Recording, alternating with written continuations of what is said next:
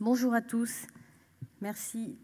Donc, nous allons parler en effet de l'accompagnement du patient qui a un trouble de l'usage de l'alcool en soins premiers. Je vais vous redonner quelques notions d'épidémiologie sur le sujet et parler un peu de l'accompagnement et de la prise en charge non médicamenteuse de ces patients en médecine générale. Donc, quelques chiffres pour commencer et pour regarder le sujet. Au niveau d'alcool, c'est la consommation... c'est la substance psychoactive la plus consommée en France, avec 46,9 millions d'expérimentateurs sur les dernières données 2014. Et quand on s'intéresse aux usages réguliers, ils concernent 17% de la population générale et 9% d'usagers quotidiens. C'est la deuxième cause de mortalité évitable avant 65 ans, après le tabac. Et l'usage d'alcool est accompagné de différents types de risques, des risques dus à la toxicité aiguë, accidents de la route, problèmes d'ivresse aiguë avec les comorbidités médicales qui s'ensuivent, toxicité chronique avec des risques sur le long terme au niveau cardiovasculaire et au niveau cancéreux, et d'un autre risque indépendant qui est le trouble de l'usage, qui est le nouveau terme pour définir l'addiction dans le DSM-5. Ces patients en médecine générale, dans le grand entonnoir de nos patients au quotidien, on sait qu'ils représentent, enfin en tout cas 50 000 patients sont vus par semaine pour un sevrage alcoolique. Et puis dans notre grand entonnoir de patients, on a aussi d'autres patients qui ont d'autres troubles de l'usage, qui sont plus à risque d'avoir une consommation d'alcool problématique, comme les patients qui sont suivis pour un sevrage tabagique, 90 000 patients par semaine, et les patients qu'on traite pour un trouble de l'usage aux opiacés, 100 000 patients par mois. Donc au final, dans nos patientèles, 20% des adultes ont une consommation d'alcool qu'on définit à risque. Alors, quelle est la prise en charge que l'on va pouvoir leur proposer? Elle va varier en fait en fonction de l'évolution de leur usage d'alcool. On peut caractériser, définir 3 étapes schématiquement de façon grossière d'usage. Le premier usage, l'usage répété non problématique, alors non problématique d'un point de vue addictologique, quand il n'y a pas de perte de contrôle, et le trouble de l'usage. À chaque différentes étapes, à chaque étape de ces parcours de soins, on va avoir des messages différents et des attitudes différentes. Pour le premier usage, ça va passer par la prévention, par l'information sur les risques des consommations de substances et d'alcool en particulier. Pour l'usage répété non problématique, on va avoir un outil qui va être l'intervention brève. On reverra après données d'efficacité. Et pour le trouble de l'usage, on va proposer une prise en charge thérapeutique. Dans toutes ces situations, on peut proposer de la réduction des risques, qui est une notion qui a été développée maintenant depuis plusieurs années et qui va permettre de diminuer toutes les conséquences des consommations, que ce soit au niveau médical, au niveau social, au niveau professionnel, au niveau familial. Les spécificités du médecin généraliste et l'approche centrée patient, la relation que l'on a avec nos patients vont nous mettre au cœur de la prise en charge de ces patients. Et quand on compare la prise en charge du médecin généraliste versus la prise en charge en soins spécialisés, c'est un essai clinique randomisé qui avait été fait aux États-Unis, pas en France, il n'y a pas l'équivalent en France. Finalement, on a montré que la prise en charge par le médecin était associée à plus d'engagement dans les prises en charge. Vous voyez la prise en charge en médecine générale, là, est sur la courbe bleue. Je sais plus le compteur, tac. La courbe bleue en haut. Et la prise en charge en soins spécialisés et figure sur la courbe rouge. Il n'y avait pas dans cet essai clinique randomisé de différence sur l'abstinence à 6 mois. La prise en charge en médecine générale versus en soins spécialisés n'avait pas d'impact là-dessus. Mais il y avait une autre différence qui était aussi la diminution du nombre d'alcoolisations ponctuelles importantes.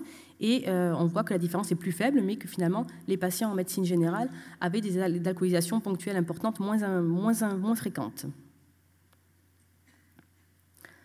Le repérage, donc pour prendre en charge ces patients et les orienter, ça va passer par le repérage précoce.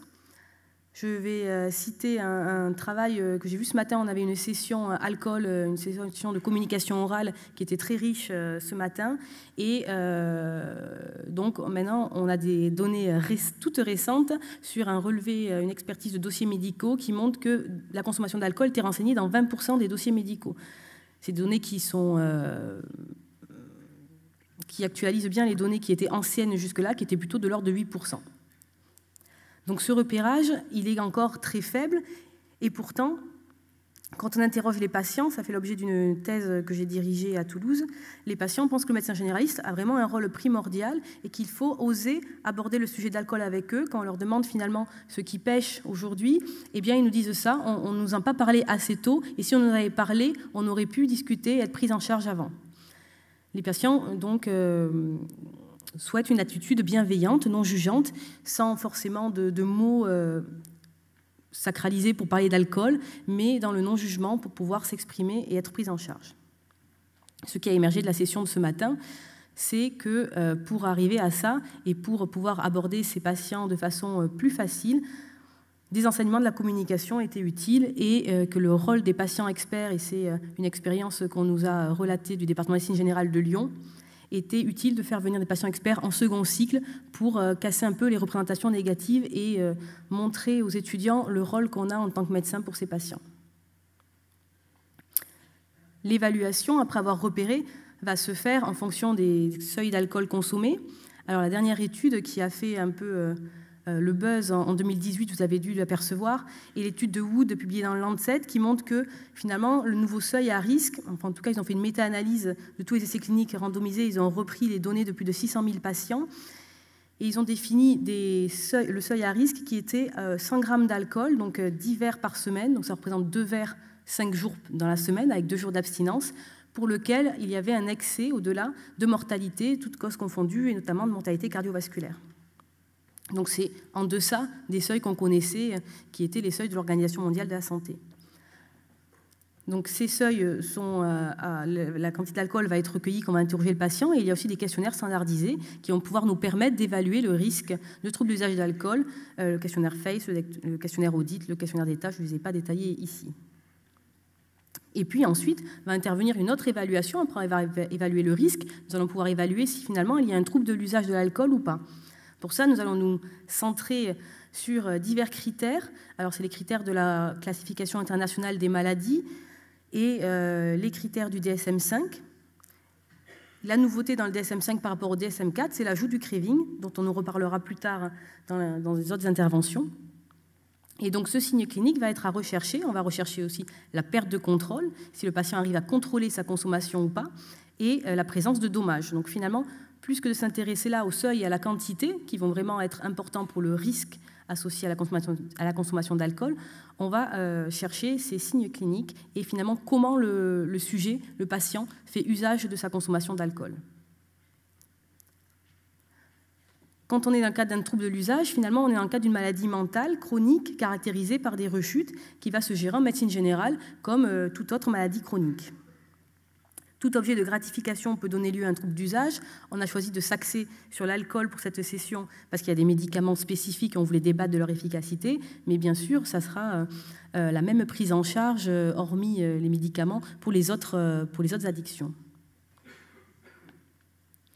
Dans l'usage répété non problématique, on sait que l'intervention brève est efficace, ça a été montré. Alors c'est efficace justement pour les patients qui n'ont pas de trouble de l'usage de l'alcool, ceux-là ne contrôlent plus leur consommation, mais ça va être efficace pour les gens qui consomment trop, sans perte de contrôle, mais qui consomment au-dessus des seuils.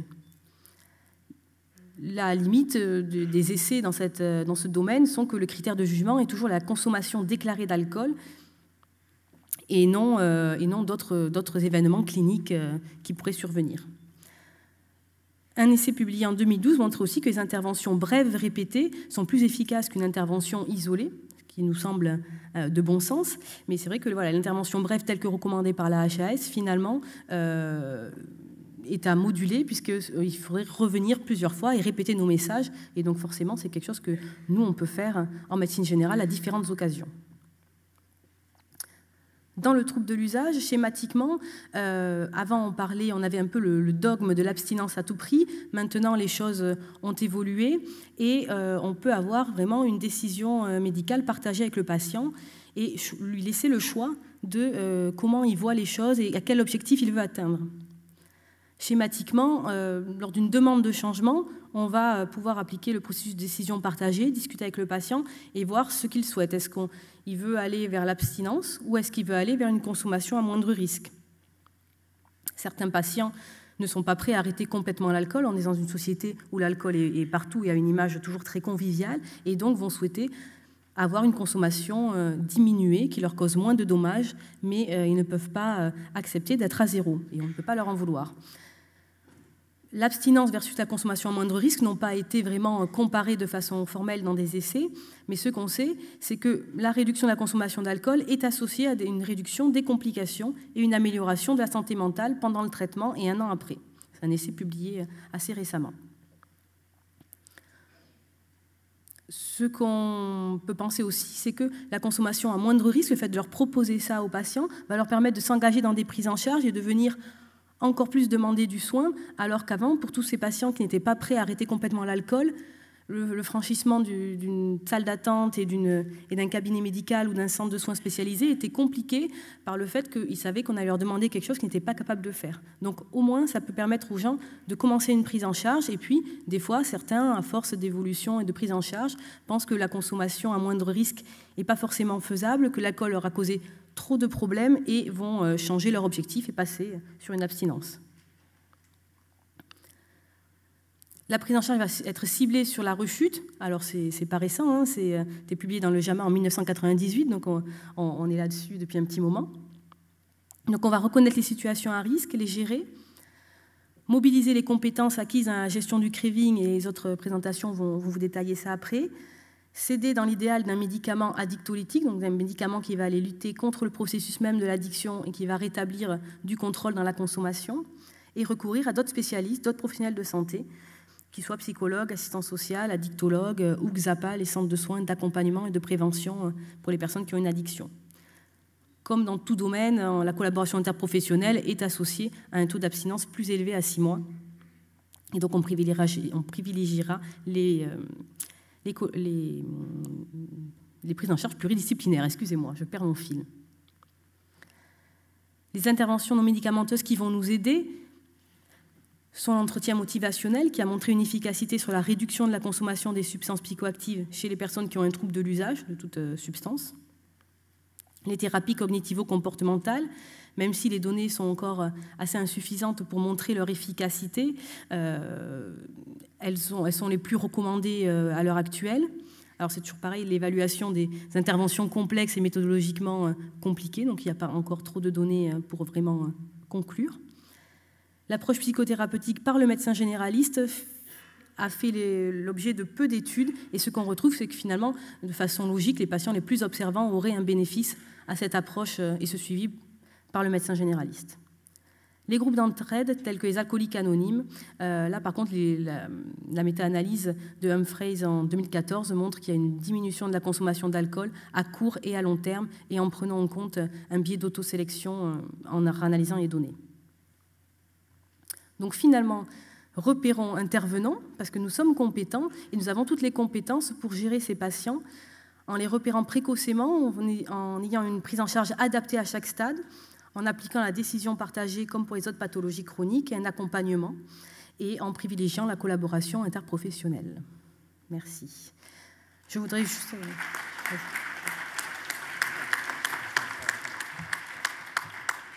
Juste, je remercie, je ne l'ai pas dit au début, c'était marqué, mais je ne l'ai pas dit, je remercie le docteur Christine Meignier-François qui m'a aidé pour un article qu'on a soumis à exercer avec le conseil scientifique du CNGE là-dessus et dont je me suis appuyée pour cette présentation, donc je la remercie pour l'aide au contenu.